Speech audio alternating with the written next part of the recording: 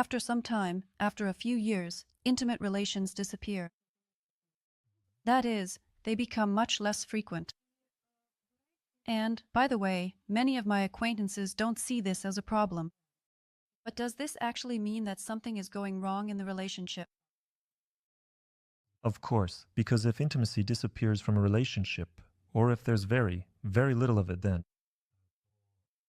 there's a high probability, I'm not saying 100%, but a very high probability, that during this time, the man is involved in something on the side. It doesn't necessarily mean he has a mistress, but it could be an addiction to pornography. Maybe he started looking at certain images or pictures, and he might be satisfying himself. Because a man's body has a certain amount of testosterone. If this testosterone isn't at low levels, if it hasn't been completely suppressed by some external factors, if it hasn't been suppressed by constant arguments or conflicts in the family, if his testosterone is at more or less normal levels, he will naturally want an intimate life. And if it doesn't happen regularly, and this is a very conditional thing, very conditional, don't take it as 100%, but it's just a guideline so you have a reference point. For example, if you're in the age range of 20 to 35 years old, then 3 to 4 times a week is a more or less normal frequency for sexual contact. If you're between 35 and 50 years old, or for some people 35 to 40, then at least 1 to 2 times a week is an average indicator. But if it's much less for you, I've had people come to my consultations. A woman says, I don't know, once a month is fine for me. It's fine for him too. He doesn't ask for it. He doesn't approach me. He doesn't bother me.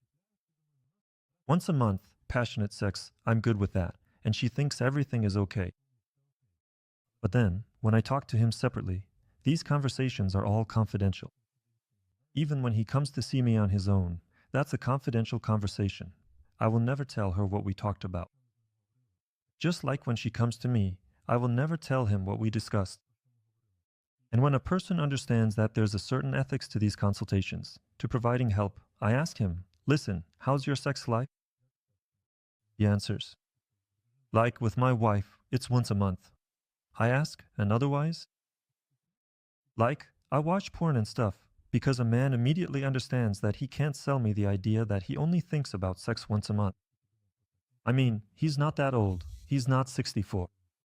So you have to understand, I start from the assumption that a man thinks about sex very often, almost all the time, and he is constantly looking for and fulfilling this need too.